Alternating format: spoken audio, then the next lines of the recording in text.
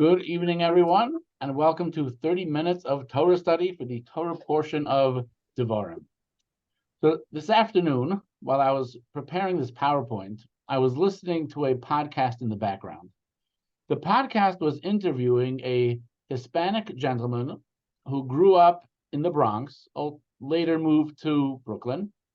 As a teenager, got a job working in a kosher supermarket in Hasidic Williamsburg, Brooklyn. Ultimately felt a connection. His soul was drawn to it. And at the age of 17 years old, he had a bris and he converted to Judaism. Off he went to Israel, off he went to the Holy Land to study in yeshiva. Today he lives in New York, 26 years old, married with 2 children. One of the most moving parts of this interview was the way he described how important prayer is, how important davening is, how close he feels to God, the intimate relationship that he feels with God, how it's literally speaking and talking to God. And it made me think of all the people I know who struggle with davening, who struggle with prayer. Maybe they don't read Hebrew that well, they're not familiar with the translation. But the same thing even applies to people who I know who do read the translation. There's oftentimes something lacking, something missing, something hard to connect with, even when it comes to the translation. So that's one topic I want to deal with tonight is, how do we relate to translations? The second topic that I want to deal with is, let's apply not just translating the words, but the content, the topic. How do we translate something that is so ancient? How do we translate something that is thousands of years old to become relevant, to become modern, to become a guiding path for our life today in the year 2023? So, of course, we go to the weekly Torah portion where Moshe actually talks a little bit about translations. The Torah says that Moshe commenced and explained this law. Rashi now comments, this means that he explained the Torah to them in the 70 languages of the ancient world. So we're taught that when Moshe was in the desert, at the end of his life, he did not only explain the Torah to the Jewish people very clearly in a way that they could understand it and live it, but he actually translated the entire Torah into the 70 languages that were utilized in the world at that time. What was the purpose of translating the Torah into those 70 languages? In order that the Torah will be able to have an impact on the societies around the land of Israel. We have to remember the world at that time was pagan, idol worship. The values, the culture, the theology, abhorrent, repulsive to Judaism. So therefore, the Torah was not just given to the Jewish people in Hebrew, but in all 70 languages, so that all the world could benefit, can learn from it, can understand it, grow from it, and becoming God-fearing, moral, ethical people, and to fulfill the purpose for which the world was created. The Talmud says that after the Jewish people entered the land of Israel, nations surrounding the land of Israel sent people. They flocked to the land of Israel to translate, to transcribe the Torah into these other languages in order that it could have a positive impact on the rest of the world. However, unfortunately, the Talmud says that the nations that surrounded the land of Israel did not take it to heart. They didn't read it, they didn't study it, they didn't internalize it, it didn't become part of their life, and unfortunately they were punished because they did get a copy of the Torah. They did receive the divine instruction manual for life, yet did not follow it. But what we do see from the story is that Moshe successfully made the very first Torah translation into 70 ancient languages. It's a positive thing, and it's a doable thing to communicate the Torah in a language which is relevant, which is contemporary to cultures and to environments where Judaism is not natural, where Judaism is not the mainstay. So we learn from Moshe that this absolutely is possible, and in fact, it should be done. Now let's fast forward about 1,000 years to the era of Ptolemy II. He built a library in Alexandria, Egypt. It was called the Great Library of Alexandria, and it was one of the most significant libraries in the world. We're talking about the middle of the Second Temple period, let's say 200 to 300 years before the Common Era. He wanted that in this library, there should be a copy of the Torah, but translated into Greek. So the Talmud tells the story. It once happened that 5 elders translated the Torah into Greek for King Ptolemy. That day was as ominous for Israel as the day the golden calf was made, since the Torah could not be adequately translated. So we have a few questions here. Question number 1. Moshe already set a precedent to translate the Torah. He translates the Torah into 70 languages. It should be communicated to the rest of the world, not to convert people, but to illuminate and educate and inspire and uplift people to living a more godly life. So we already have a precedent that this is something the Jewish people should do. Okay. Why the ambivalence toward the translation commissioned by Ptolemy? Why does there seem to be this negative reaction and doom and gloom surrounding this request by Ptolemy to translate the Torah? It should be a great opportunity to reach the Greek-speaking world with the message of the Torah. And question number 2, why compare it to the day on which the golden calf was made? We know that the day the golden calf was made, this is one of the greatest tragedies ever to befall the Jewish people. God was ready to wipe out the Jewish people on that day and start from Moshe. The Jewish people committed the ultimate sin of idol worship. It's like committing adultery on the day of the wedding. How could you compare a translation of the Torah to the day that the golden calf was created? And it's very hard to say that it was that bad if you look at this other statement by the Talmud. The Talmud says that Rabbi Shimon ben Gamliel says the only language appropriate for a Torah scroll other than Hebrew is Greek. Now, what does this mean?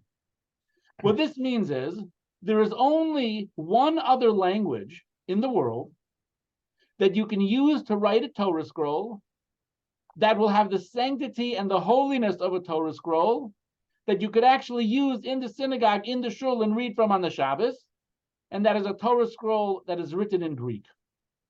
That means this translation with the sages, those 5 sages who translated it to the Torah for Ptolemy, they did such a fabulous job that it has such a sanctity and such a holiness and such a usefulness. We value it so much, you can even use it for a Torah scroll.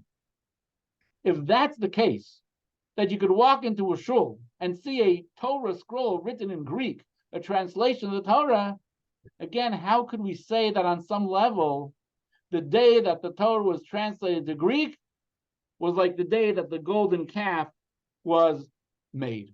It can't be that bad. To answer these questions, we need to dive deep into the whole story of the golden calf. Right? We are going to study it. We're going to learn this in a way like maybe you never learned before. What's the story of the golden calf? The Jews are at Mount Sinai. God comes down at Mount Sinai. He speaks directly to the Jewish people. He communicates directly commandment number 1, commandment number 2. Moshe relays the next 8 commandments. Moshe is on the mountain for 40 days, 40 nights. He is going to descend the mountain holding the tablets. He's going to be holding the 10 commandments. But what happens? The Jewish people make a miscalculation. They make a miscalculation. They expect that Moshe is supposed to come down. He does not show up. It's the wrong day. They are distraught. What are they going to do? They decide they're going to build this golden calf. Aaron, Moshe's brother, assists the Jewish people to build this golden calf. What day was the golden calf built? The 16th day of the month of Tammuz. The next day, the 17th day of the month of Tammuz, Aaron had said the day before, Aaron had said, the next day is going to be a holiday to God. The next day, the 17th day of Tammuz, they get up and they start worshiping the golden calf like God, like an idol. Moshe comes down the mountain. He sees them worshiping the golden calf. He breaks the luchos, he breaks the 10 commandments, and the rest of the story unfolds. So the obvious question, of course, is how could they worship an idol 40 days after committing to the Torah? They're still at Mount Sinai. They're literally still at the mountain where they heard God speak to them. They saw the miracles. They witnessed this entire event. How is it possible 40 days after committing to the Torah, they worship idols? Then, of course, question number 2, why did Aaron support the project and not protest? Aaron played a very important role in building the golden calf. Why did he not say, you guys are heretics and blasphemers? Why didn't he say, don't you trust in God? Don't you believe in God? He did the 10 plagues. He split the Red Sea. He brought you out of Egypt. He gave you the Torah. Why didn't he say these things? Why did Aaron support the project? Why did he not protest? The answer that we're going to give tonight is from Nachmanides. Nachmanides writes, the opening verse is the key to correctly understanding the incident of the golden calf and the thought process of those who made it. It is unthinkable that the Israelites thought that Moshe was God and that the signs and wonders that he had performed were through his own power. So once Moshe went missing, it's inconceivable that they would suggest replacing him with a god. Rather, they worded their request carefully and clearly said, make us a god who shall go before us, not a deity who shall give us life in this world or in the next. The Jews just wanted another Moshe, another agent of God. They said, Moshe, the man who showed us the way from Egypt until now, is now lost to us. Let us make ourselves another Moshe who will show us the way based on the commandment of God. This is why in their request, the Jews mentioned Moshe, the man who brought us from the land of Egypt, rather than God who brought us up. They were looking for another representative of God, not a substitute for him. The question was, again, how could they worship an idol 40 days after committing to the Torah? What is the answer? The Jews did not seek to replace God. They were not looking for a new religion. They weren't looking for a new deity that would be in the shape of a golden calf. They only sought to replace Moshe, God's agent. God was the communicator. Moshe was the communicator between God and the Jewish people. Moshe relayed the divine message, the divine commandments. That is what they were looking for. They were looking to replace Moshe. But here comes the next question. If they're looking to replace Moshe, why didn't they appoint Aaron? Why didn't they appoint a human being? If you want to replace the communicator who stands before the people and God, why would you use an inanimate object? And specifically, why would you use an animal? What is this animal, this inanimate object, supposed to represent? Yeah, test your efforts. You would think that the Jewish people would want to upgrade from Moshe. Instead, it appears that they're downgrading from Moshe. The Rebbe answers the question very beautifully. The Rebbe writes that the ideal is for a Jew to connect with God with all their faculties, including their mind and heart. This is facilitated by godliness being manifest in the world. Godliness is revealed to human beings, a soul and a body, and is manifest in them. This was especially so with Moshe, who is called a man of God, a man who can be seen and heard, but at the same time of God. By creating the golden calf, the Jews sought to further manifest godliness in the world and impact the world into even lower forms of life than humans like Moshe. The Jewish people understood that the purpose for which God created the world was to make a dwelling place in this world, that the world itself should reflect its source, the world itself should indicate and point to its creator. Now, all human beings have this responsibility, but it's a challenge. As human beings, we have egos, we have needs, drives, lusts, cravings, and we as human beings don't always reflect the godly soul that we were created in. Who is the exception to that? Moshe. Okay. The Torah calls Moshe an Ish Elokim, right? The Torah calls Moshe a godly person. When you looked at Moshe, you did not see a human being. You saw a person who was completely devoted, completely connected to God. When you looked at Moshe, Moshe was like a sign that pointed to the fact that there is a creator in this world. Moshe was an Ish Elokim, Moshe was godly. Moshe was that communicator who stood between the Jewish people and God. What did the Jewish people want? The Jewish people wanted to take that idea of a godly person and bring it even to the next level.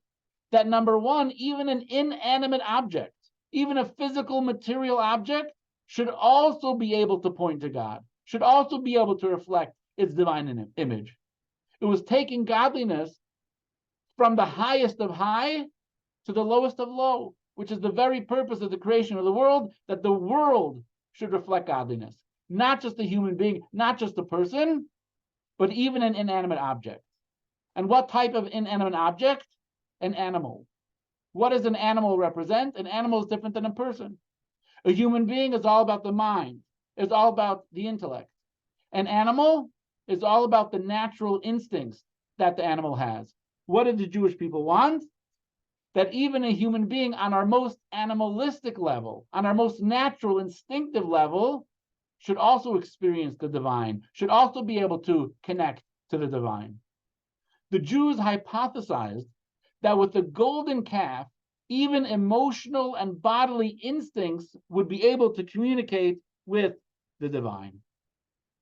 They wanted to bring godliness to the lowest levels of the physical world and into the lowest levels of the human being. And this idea is not some type of a crazy idea. The Torah itself seems to be saying something quite similar. There's a very big mitzvah in the Torah. Make for me a temple, and I will manifest in it. The Torah commands, make for me a Beis HaMikdash. This is a physical place, and in that physical place, you'll go there, you'll see that physical place, and it's like a sign pointing to God. It's going to be a holy place, it's going to be a godly place. And what is the holiest place in that building, where you can see God in the most concrete, real, tangible way? The Holy of Holies.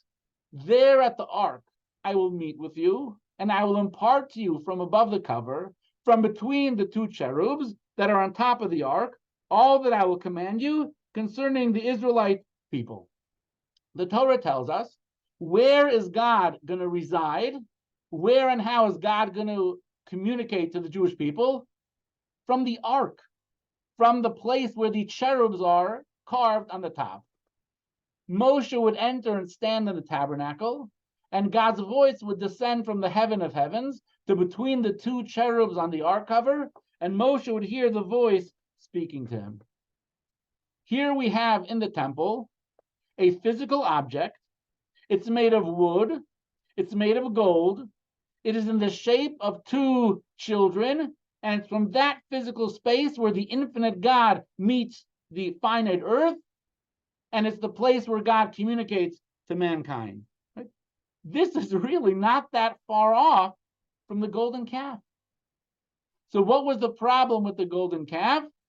How did the golden calf descend into paganism and into idol worship? And why is the ark and the cherubs in the temple the holiest of holies and the seat of God? Well, this actually, by the way, answers one of our questions. Why did Aaron support the project and not protest?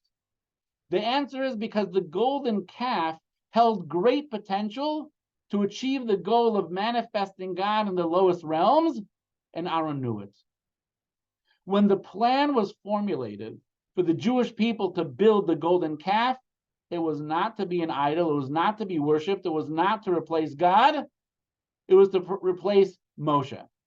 It was not meant to downgrade Moshe, it was meant to be an upgrade. It was meant to try to bring the divine essence into this world in the deepest possible way, the finite and infinite merging, very similar to what ultimately took place in the ark, in the Mishkan, in the Holy of Holies. That was their plan. That's why Aaron helped them. That's why Aaron helped the Jewish people construct the golden calf. However, the next day, the Jewish people get up and they started worshiping the golden calf. They turned it into a deity. No longer was it a Moshe substitute. No longer was it similar to the cherubs in the Holy of Holies. It became a full-on idol worship. Why? Why did that happen? What was the flaw in their thinking that resulted not in an ark in the temple, but actually resulted in idol worship? The crack in the design of the golden calf was the fact that it was commissioned by humans, not by God. The flaw in this, that it wasn't God commanding them to do something. It was a product of the human mind. It was a product of the human imagination. Why is that a problem? The Rebbe explains.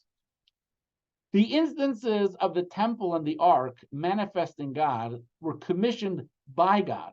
So though these physical items held tremendous significance, it was apparent that they were merely a media through which God could communicate without their having any power of their own. There was no concern that this would lead to attributing deity controls to any entity other than God. However, the golden calf was not commissioned by God. It was its own entity. Therefore, though its creators intended it to manifest godliness, it opened the door toward idolatry, namely attributing deity controls to an entity other than God. Another way of saying this is like this. As soon as an entity enjoys any kind of independence from God, attributing power to it is a step toward deifying it. When you as a human being declare something to be holy, something to be godly, something that has some type of power, it's dangerous. We're playing a very dangerous game. It's the type of thing that easily can lead into some type of idol worship. This was the fatal flaw in what the Jews intended with the golden calf. The words that emanated from Moshe's mouth and from the cover of the ark were God's unadulterated words, like water flowing through a pipe. Moshe was not an independent person separate from God. Moshe was an Ish Elokim, who was a godly person. No deification could take place. No idol worship could result from that relationship. The same thing with the ark, right? The cherubs, the ark, the holy ark that was in the temple, right? This was a transparent thing that reflected and represented and manifested God, commanded by God, ordained by God, sanctified by God. There was no possibility, there was no opportunity for idol worship. It was not some type of independent being. But the golden calf, created, invented, designed independently by human beings, there was the risk, there was that danger for the philosophy to ultimately go into the wrong direction. So the day that the golden calf was made is not the day that it was worshipped. The day that the golden calf was made was the 16th day of Tammuz. And on that 16th day of Tammuz, the golden calf still had potential. It had the potential to be a vehicle for the infinite and the finite to merge. Unfortunately, there was that fatal flaw, and the result was absolutely a disaster. But on the day that it was created, it had potential for success. This brings us back to the story of Ptolemy. We had a question. Moshe sets a precedent to translate the Torah. Why the ambivalence toward the translation commissioned by Ptolemy? Moshe translated it. Translating it is fantastic. How else are we going to communicate the ideas of the Torah to foreign cultures, to foreign languages, to foreign ideas? You got to translate it.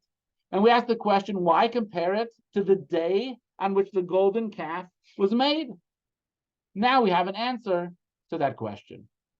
The rabbis saw themselves as standing at the very same terrifying junction as the golden calf creators.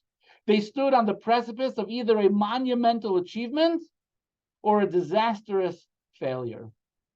Just as the Jews on the day they made the golden calf, there was the potential to bring the highest levels of godliness down to the physical world, but there was also the danger of it turning into idol worship.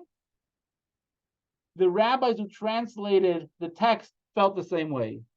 This could be an opportunity to have such a positive impact on the rest of the world, communicating the Torah ideas into a modern day language. But if we don't do a good job, we might be turning the Torah into a joke, into an object of derision, something that will be laughed at and made fun of by the rest of the world. They were nervous. They did not know which way it was going to go. Was it going to be a disaster like the golden calf or not? A fine line separated success from failure, but they were successful. They translated into Greek. The translation was a success. The Rebbe explains, unlike the creation of the golden calf, the translation of the Torah into Greek did not have negative results. Regarding the golden calf, Aaron had announced tomorrow should be a festival for God. Should the golden calf have been utilized properly, it could have generated a tremendous celebration surrounding the service of God. When the elders translated the Torah for Ptolemy, they indeed successfully actualized the opportunity's potential. They exposed the unity of God as expressed in the Torah to the nations of the world. Furthermore, the Jewish law became that only the Greek translation was allowed to be used for scripture. This reflects the ultimate elevation of the Greek language and alphabet. The translation of the rabbis for Ptolemy proved that the ideas that are in the Torah can be translated and conveyed to the masses, whether it's to the pagan, to the secular, to the non-Jew that's immersed in the culture of the world. The Torah can be made relevant. The Torah can be explained clearly to inspire and to uplift and make the world a more godly place. Why did they succeed while others have failed? What was the key that allowed those sages to make a translation so beautiful that it has the status of a Torah scroll, that you would even be able to use that Torah scroll in the shul to read from on Shabbos? The answer is they remembered the golden calf. What was the flaw in the golden calf? The golden calf was a human product. The golden calf was not divine, it was not godly, it was an invention of human beings. And unfortunately, an invention of the human beings went sideways. What did the sages remember? They said, how do you make the Torah relevant? By remembering that it's Torah, by being accurate, by making sure that it's authentic to its original ideas. And there's such an important lesson for us today. We want to translate the Torah into a modern language. We want to attract people to the synagogue. We want to encourage people to observe more Torah, more mitzvahs, to make Judaism more relevant in their life. People have come up with all kinds of ideas. Here's what we're going to do, right? We're going to take away the mechitza. We're going to change the laws of Shabbos, right? We're going to alter with the kosher because we want to take the messages of the Torah and make it seem relevant and make it seem modern in the world. Does it work? Is it a success? Has it accomplished anything? Has it increased a rich, vibrant Jewish life that's passing down to the next generation and so on? The reality, it has not been successful at all. It's like a repeat of the golden calf. If we want to make sure that the Torah can be translated into this world, it can be. You can modernize it. You can teach the Torah in a way that it's relevant. It doesn't have to be like it was in black and white pictures in Europe. But we still have to be true to its tradition, right? We have to make sure that it's the actual authentic Torah that we're teaching. One example of this is the mitzvah tank, right? The mitzvah tank, a shul on wheels. You want to relate to people. You want to connect to people. You want to grab their attention. The Rebbe came up with this brand new idea, never tried before in Hebrew, a shul on wheels. Not you go to it, but it comes to you.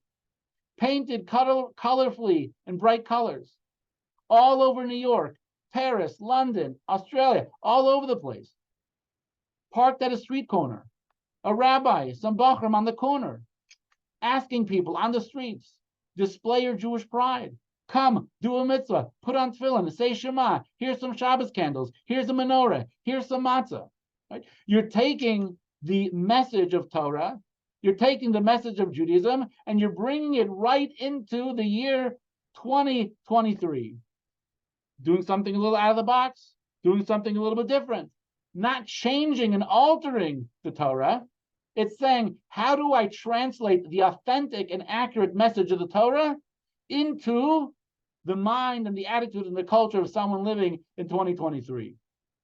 Not altering it, changing it, and making it a human product. That's not going to work. What do we learn? We can take the Torah as it is, divine, godly, given to us at Mount Sinai, and we do have the ability to translate it to make it relevant to every Jew in the year 2023.